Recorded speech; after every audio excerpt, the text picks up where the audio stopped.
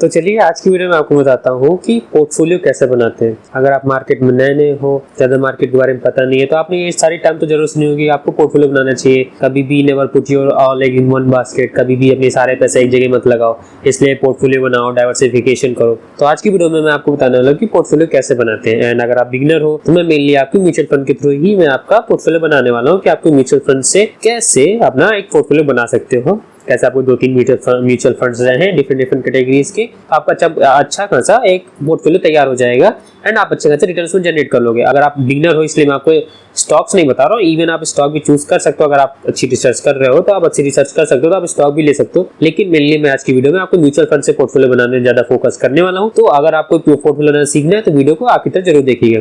देखिए मैं आपको पहले अपनी स्टोरी बताता हूँ। जब मैं पहली बार मार्केट में आया था तो मुझे लगता था कि जितना ज्यादा मेरे पास स्टॉक होंगे, जितने ज्यादा फंड होंगे, उतना ज्यादा मैं रिटर्न जनरेट करूंगा। लेकिन मैं ये गलत सोचता था। धीरे धीरे समझ में आया कि मैं ये गलत सोच रहा हूँ, क्योंकि मार्केट में इट इज नॉट अबाउट कि आपके पास कितनी स्टॉक्स हैं, कितने फंड हैं। वो मार्केट इसके बारे में है कि आपके पास सही फंड है कि नहीं। अगर आपके पास एक भी अच्छा फंड है तो आपको इतनी रिटर्न दे देगा कि बाकी जितने आपके निगेटिव रिटर्न, जो बेकार फंड जो रिटर्न नहीं दे पा रहे, वो उनको बीट कर देगा। तो इसलिए मुझे समझ में आया कि 50 चीज बाय करके मतलब नहीं है, आपको सिंपल से 1 से 2 चीज बाय करनी है जिससे आपके लगातार अच्छे रिटर्न जनरेट होते रहे एंड आप अच्छे खासे आप लॉन्ग टर्म में अच्छे खासे पैसे बन जाएंगे। उससे ज्यादा आपको मार्केट कुछ नहीं चाहिए। एंड मैंने कहीं पढ़ा था ये कि वॉरेन बफेट सर भी कहते हैं कि आपको अपनी लाइफ चेंज करने के लिए ना आपको 50 स्टॉक नहीं चाहिए, 50 फंड नहीं चाहिए, आपको 2 से 3 स्टॉक चाहिए, 2 से 3 फंड चाहिए, जिससे आपकी अच्छी खासी लाइफ हो जाएगी। आप अच्छे खासे पैसे बना लोगे। अच्छे खासे मेरा मतलब है बहुत ज्यादा पैसे। तो उसके लिए ना काफी अगर नए हो मार्केट में तो ज्यादा स्टॉक से पीछे कि भागिएगा मत। आज की वीडियो में आपको बताता हूँ कि आपको कैसे क्या करना है। ठीक है, ज्यादा स्टॉक्स में म्यूचुअल फंड में ज्यादा भागने की जरूरत नहीं है, क्योंकि इन्वेस्टिंग बहुत सिंपल है। आप ये सब देखोगे तो आप इन्वेस्टिंग बहुत कॉम्प्लिकेटेड कर लोगे।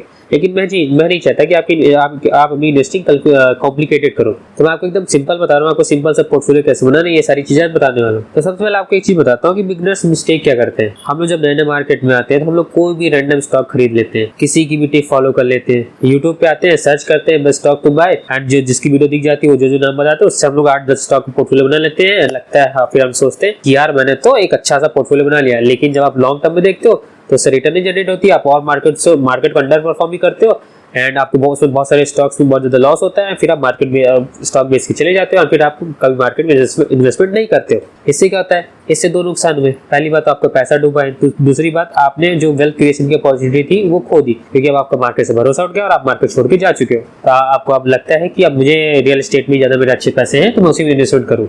लेकिन ये सबसे बेकार है, ऐसा कभी नहीं करना है। आपको किसी के कहने पे इन्वेस्टमेंट नहीं करनी है, इतनी सारा मैसेज क्रिएट नहीं करना है। सिंपल सा मुझे इसके पीछे का प्रॉब्लम लगता है कि आप क्यों उतनी गलती करते हो, क्योंकि आपको ना कोई स्ट्रेटजी होती है, ना कुछ एलोकेशन होता है, ना कोई क्लैरिटी होती है। एलोकेशन का मतलब होता है कि आपको अपना कितना पैसा कहाँ लगाना है, ये पता होना बहुत जरूरी होता है। क्योंकि अगर ये पता होगा तो आप कभी गलती नहीं करोगे।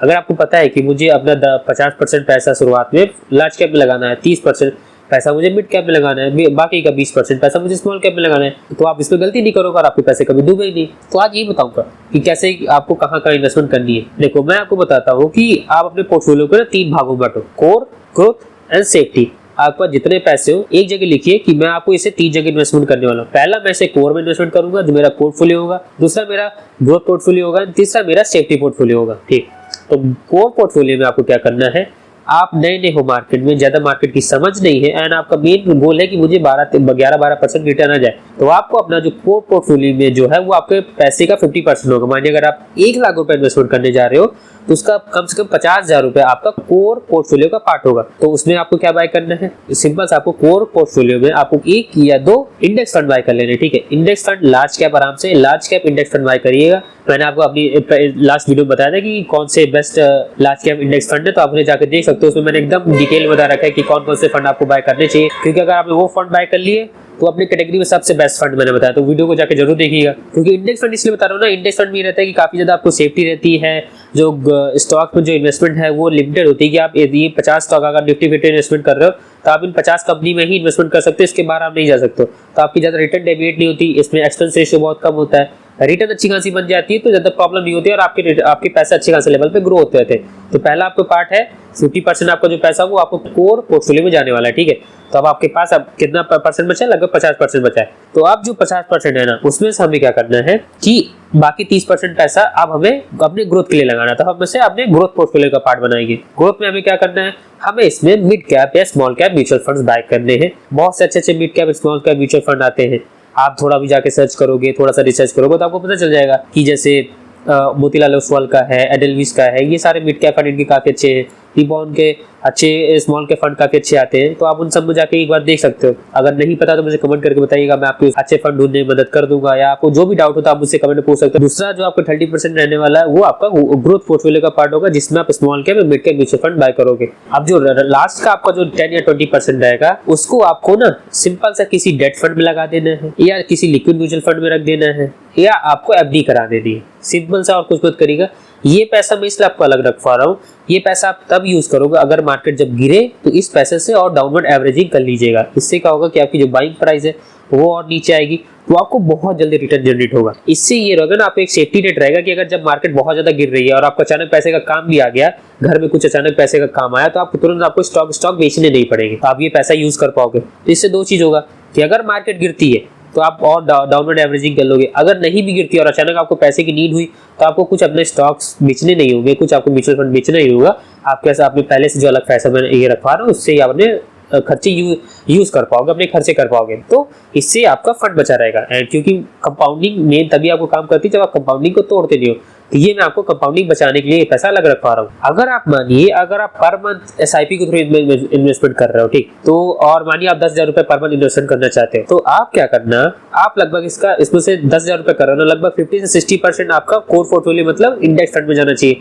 तो आपको कम से कम 6,000 रुपए आपको इंडेक्स फंड में लगाने हैं। और उसके बाद जो 30% पैसा है वो आपको mid cap small cap fund लगाना है। 30% मतलब आपका 3,000 रुपए, 6,000 रुपए लार्ज कैप इंडेक्स फंड, 3,000 रुपए स्मॉल कैप या मिड कैप फंड में लगाना है। एंड लास्ट का जो 1 से 2,000 रुपए होगा उसे आपको किसी डेट फंड में या एफडीज में रख देना है।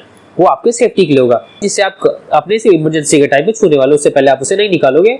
और अगर मार्केट कभी गिरती है तो उससे आप डाउनवर्ड एवरेजिंग कर लेना। लेकिन एक चीज याद रखिएगा, आपको ये सारी चीजें करते हो आपको कुछ चीजें याद रखनी है, जो मैं आपको बेसिक नेसेसिटीज कहूंगा, जो आपको जरूरी याद रखना है अगर आपने इन्वेस्टमेंट बहुत लंबे समय तक चलाना चाहते हो। पहला रूल है, पहला रूल आपको ये याद रखना है कि आपको कम से कम जो इन्वेस्टमेंट ये कर रहे हो कम से कम 5 से 10 साल चलानी है। अगर आपका इन्वेस्टमेंट का टाइम होराइजन 5 से साल से कम है ना, तो आप इन्वेस्टमेंट करिएगा ही नहीं, फिर आप उसे कहीं और पैसा रख लीजिए।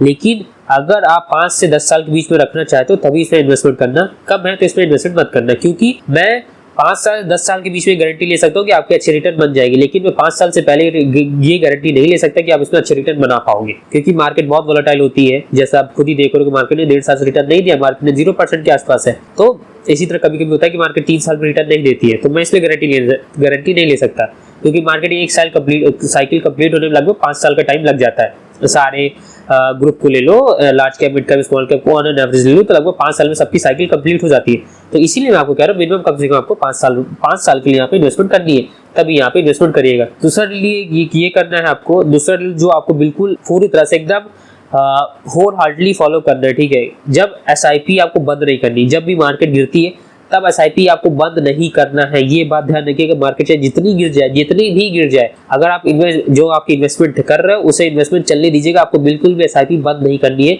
ये आपको मुझसे वादा करना होगा। तीसरी चीज जो आपको करनी है, जब भी मार्केट गिरे तो आप अच्छे फंड्स में लमसम, अगर आपके पास कुछ भी हो 5 से 10,000 20,000 30,000 जो जितना भी हो लमसम अगर कर सकते हो, जब मार्केट गिरी रहे कम से कम 10% मार्केट गिर जाए तब वहां पे लमसम कर लेना। तो ये 3 रूल्स को जरूर फॉलो करिएगा। एंड एक रूल जो मैं आपको और बताना चाहूंगा, जो चौथा रूल है वो है कि आपको अपना पोर्टफोलियो पर डे चेक नहीं करना है। आप म्यूचुअल फंड में इन्वेस्टमेंट कर रहे हो, कोई स्टॉक में नहीं कर रहे हो जो रोज आपको देखने की जरूरत हो। सिंपल सा, आपको यही 3 म्यूचुअल फंड बाय कर लेने हैं। 2 से 3 म्यूचुअल फंड आप बाय करोगे, उनको आप 6 महीने में एक बार देख सकते हो। मैं आइडियली तो 6 महीने एक ही बार कहूँगा, क्योंकि म्यूचुअल फंड में करो तो रोज देखने की कोई जरूरत नहीं है। लेकिन अगर आपको नहीं होता तो आप महीने में एक बार देख लो, लेकिन आपको रोज कुछ बाइंग सेलिंग करने की जरूरत नहीं। एक बार एसआईपी लगा दी, उसको ऑटो डेबिट कर दीजिएगा कि ऑटो लगातार अपने आप करती रहे, तो आपको पता भी नहीं चलेगा एंड धीरे धीरे आपका अच्छा खासा कॉर्पस भी हो जाएगा। तो ये 4 रूल्स को जरूर फॉलो करिए कि मिनिमम 5 साल के लिए इन्वेस्टमेंट करनी है। जब मार्केट गिरे तो एसआईपी बंद नहीं करना है, जब मार्केट गिरे तो आपको लमसम कर देना है जितना आपके पास पॉसिबल हो। एंड चौथा, और आपको रोज अपना पोर्टफोलियो चेक नहीं करना है, क्योंकि पोर्टफोलियो बनाना ना बिल्कुल भी कॉम्प्लिकेटेड नहीं है। पोर्टफोलियो का मतलब क्या है, ग्रुप ऑफ चीज, ग्रुप ऑफ म्यूचुअल फंड ले लो, ग्रुप ऑफ स्टॉक ले लो, बन गया आपका पोर्टफोलियो। जो सबसे टफ पार्ट होता है इन्वेस्टिंग का वो होता है होल्ड करना। वो होता है जब मार्केट में इतनी ज्यादा नॉइस हो, उसके बावजूद अपने दिमाग को शांत पे रखे अपनी इन्वेस्टमेंट को चलने देना। क्योंकि जब अभी मार्केट बहुत गंदा परफॉर्म करे, बहुत सारे लोग जिन्होंने अपने एसआईपी रोक दिए, इससे क्या है, जो उनको रियल में जो डाउनवर्ड एवरेजिंग का जो फायदा मिला तो वो कम हो रहा है, वो नहीं हो रहा उनको, और वो अपना लॉस में बुक कर रहे हैं। लेकिन रियल में तो अभी तो आपको बाय करना चाहिए। इसीलिए आपको मैं बता रहा हूँ, जब मार्केट में आ रहे हो, जब पैसा लगाते हो ना, तो बहुत ज्यादा इमोशन जुड़ जाते हैं, है ना। हम अपने पैसे को गिरता हुआ नहीं देख सकते, इसीलिए हम लोग ज्यादातर लोग कह सकते हैं बहुत जल्दी में डिसीजन लेके बेच देते। तो आपको ये नहीं करना है, इसीलिए मैंने आपको एकदम सेफ पोर्टफोलियो बताया, ठीक है। 50% लार्ज कैप में करना है, 30% मिड या स्मॉल कैप में कर लीजिएगा, एंड 10 से 20% आपको अपने सेफ्टी के लिए पैसा रखना है। ये मैं एकदम उन लोगों के लिए बता रहा हूँ जिनकी एज लगभग 40 साल के ऊपर है, जिनके लिए सेफ्टी बहुत जरूरी है। अगर आप 30 साल से नीचे हो, 25 में हो, आप अपने 20s 30s में हो, तो तब आपको ये पोर्टफोलियो बिल्कुल नहीं बनाना है। मैं इसको बिल्कुल फॉलो नहीं करता, क्योंकि मैं काफी यंग हूँ, तो मैं काफी अग्रेसिव फॉलो करता हूँ। लेकिन ये पोर्टफोलियो उन लोगों के लिए जिनको सेफ्टी बहुत जरूरी है, जिनको अपने पैसे को सेव करना बहुत जरूरी है, वो ज्यादा रिस्क नहीं ले सकते, उनके लिए ये आइडियल पोर्टफोलियो एकदम है। आप बस इसी बेसिस पे इन्वेस्टमेंट करते जाओ, मेरी गारंटी रहेगी कि आप अच्छा खासा रिटर्न लंबे समय में बना लोगे। तो आज की वीडियो यही तक। अगर आपको वीडियो थोड़ी सी इन्फॉर्मेटिव लगी, लगा कुछ मैंने वैल्यू डिलीवर करी है, कुछ समझाया है, कुछ भी आपके कॉन्सेप्ट को क्लियर किया, तो वीडियो को लाइक करिएगा, चैनल को सब्सक्राइब करिएगा। कोई भी इन्वेस्टिंग से रिलेटेड डाउट हो तो मुझसे कमेंट में पूछ सकते हैं, मैं कमेंट्स का बहुत रिप्लाई देता हूँ। तो आप मुझसे जो भी डाउट हो, छोटा से छोटा डाउट भी आप मुझसे कमेंट में पूछ लीजिएगा। तब तक के लिए this is Dunki Singh signing off, bye bye.